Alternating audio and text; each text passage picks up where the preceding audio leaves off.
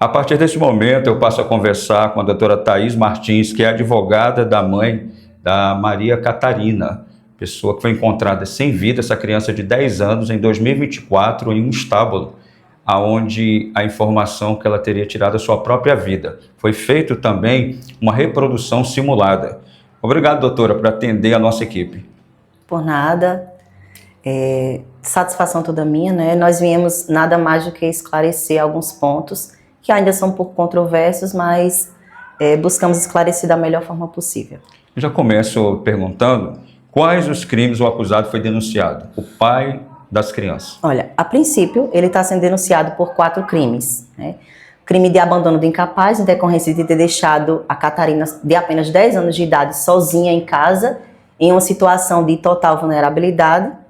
O crime de maus tratos, em decorrência de, antes do fato que vitimou Maria Catarina, teve uma situação anterior numa casa em construção, onde os irmãos estavam brincando, e brincadeira de crianças, um empurrou o outro, e então o irmão mais novo, de 5 anos à época, ele se acidentou num prego, e em decorrência disso, o pai culpou a menina pelo fato de ter atribuído a ela a obrigação de cuidar do irmão, né? 2 crianças, uma cuidando da outra, é até inviável. Mas, em decorrência disso, houve então as agressões, tanto físicas quanto psicológicas, que, de acordo com relatos do próprio irmão da Catarina, o pai agrediu a menina 2 vezes na face, deu 2 chapas na face dela, que com os tapas ela veio então a cair no chão.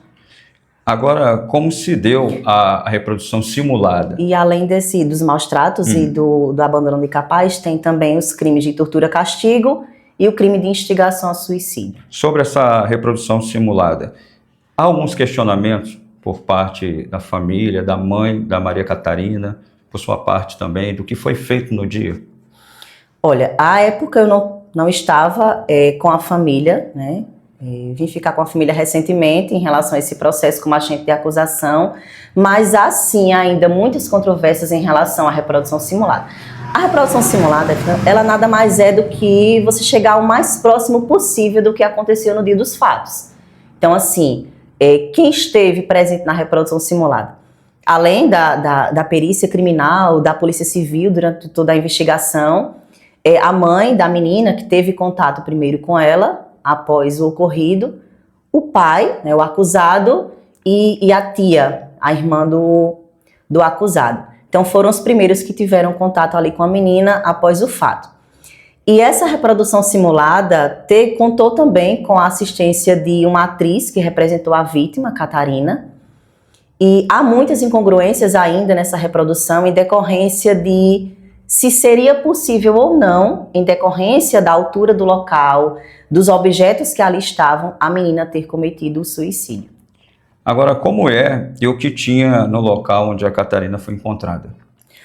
O local, ele é um estábulo onde tem uma mureta, onde ficavam as celas, estava presente, fica as baias dos cavalos, né? E aí tinha cadeiras.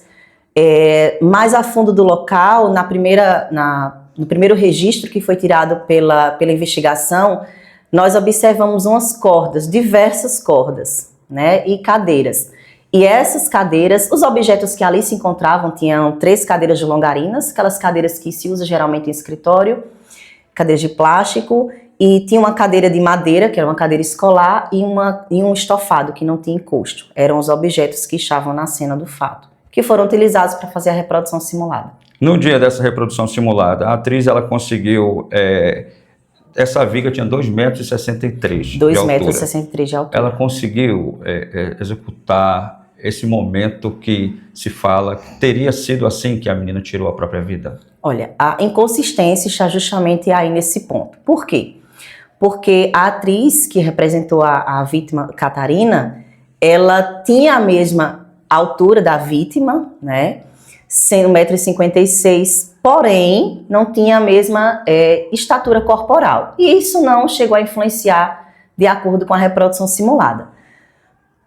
Essa atriz ela foi posicionada em diversas situações, ela foi colocada em diversas posições, sobre a cadeira, com o calcanhar fixo na cadeira, o calcanhar elevado, dando pequenos saltos, enfim, diversas foram as posições utilizadas por ela, porém, em nenhuma das posições, relatado, de acordo com o relato da mãe da Catarina, que disse o local onde a corda estava, onde ela conseguiu cortar a corda, nesse local ela não conseguiu ter alcance na viga. Muito bem, lançou a corda, porém não conseguiu, de acordo com a altura do local, 2,63 m, não conseguiu ter acesso à viga para poder passar a corda, em nenhum momento.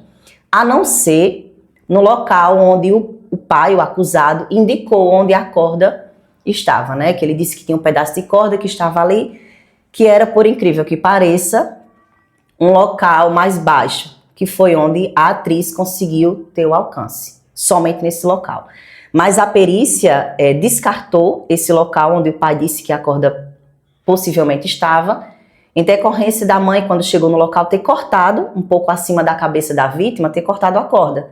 E pelo peso significativo que a menina estava, ela não podia ter arrastado tanto a menina no chão, então a perícia constatou então que a corda estava no local onde a mãe indicou. Com esses questionamentos, com essas dúvidas, é possível que seja feita outra simulação como essa ou não? Sim, irei solicitar como agente de acusação, juntamente ao Ministério Público, uma outra reprodução simulada, como eu disse anteriormente, em decorrência das inúmeras incongruências que se apresentaram também no laudo da perícia criminal. A perícia criminal aqui em Alagoas é uma perícia muito satisfatória, porém, em alguns pontos, deixou a desejar em decorrência dessas inconsistências, justamente pelo fato de que a atriz não conseguiu ter o alcance na viga, não conseguiu passar a corda pela viga, mas deixou em aberto que a vítima poderia ter alcançado. Então, quer dizer assim, se a reprodução simulada, ela nos traz uma proximidade do dia dos fatos, e a pessoa que ali está, da mesma altura da vítima, não consegue ter o alcance, então por que a vítima poderia ter o alcance? Então são essas inconsistências que, apresentando minuciosamente num pedido, nós iremos sim, posteriormente, fazer uma solicitação de uma nova reprodução simulada. Chegou para a gente também uma informação que no local onde aconteceu essa cena, no dia seguinte, tudo estava modificado. Isso também ocorreu? Ocorreu. Dias após o fato, uma equipe de investigação foi ao local, foi retirada uma foto e nós percebemos, analisando minuciosamente o processo, então eu pude perceber que o que foi retirado, a foto que foi retirada, mostra um local totalmente diverso. O local é o mesmo, mas os objetos que ali estavam é totalmente diferente de quando a perícia foi ao local. O dia que a perícia foi ao local, menos de 2 meses após a ocorrência do fato, o local está totalmente modificado. Como modificado? É aparentemente visível cordas no local, né? Um pouco mais a fundo desse estábulo tem uma linha que tinha diversas cordas penduradas. Então seria possível mais facilmente a vítima, em uma situação de suicídio, ter acesso ao que está mais próximo e não aquilo que está mais distante. Isso ao sentir da agente de acusação, né? Ao meu sentir, no caso. Mas a cena foi bem modificada. Que a doutora Thaís Martins gostaria de finalizar sua participação com a gente, deixando aqui uma mensagem para a sociedade que acompanha esse caso de grande repercussão em todo o estado e fora também de Alagoas, e para a mãe que continua sofrendo pelo que aconteceu, e a gente sabe que será uma dor que não tem fim. Uhum. Para a mãe, eu sempre tenho contato com a Virgínia e assim, em todas as nossas conversas, é sempre muito doloroso. Infelizmente, eu tenho que tratar com ela assuntos que doem muito. E eu até então achava que sentia a dor que ela estava sentindo, até tornar-me mãe. E aí comecei, de fato, a sentir a dor de como é perder um filho, né?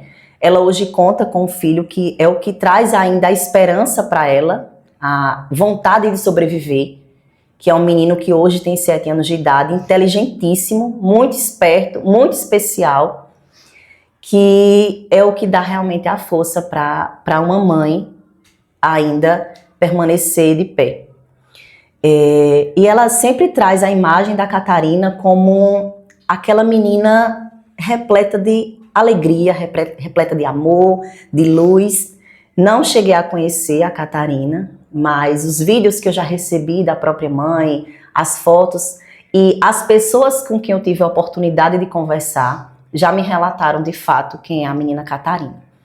E quanto à mensagem para a sociedade, muito se tem falado nessa questão de violência doméstica e tudo mais. É importante, a mulher fica muito com medo de denunciar em decorrência das represálias que pode vir a sofrer por parte do suspeito e acusado.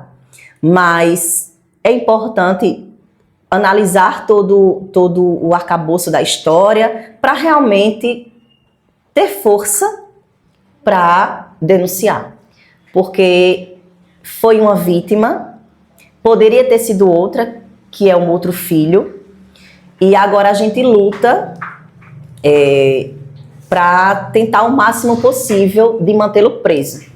Ainda há medidas protetivas, né, tanto para a mãe quanto para o filho menor, e a nossa luta agora é para realmente, assim, tem um recurso ainda em andamento, para tentarmos cassar a decisão do magistrado que determinou a soltura dele, para que haja, então, uma nova decisão do Tribunal de Justiça daqui de Alagoas, para que mantenha, para que venha, então, a determinar a prisão dele.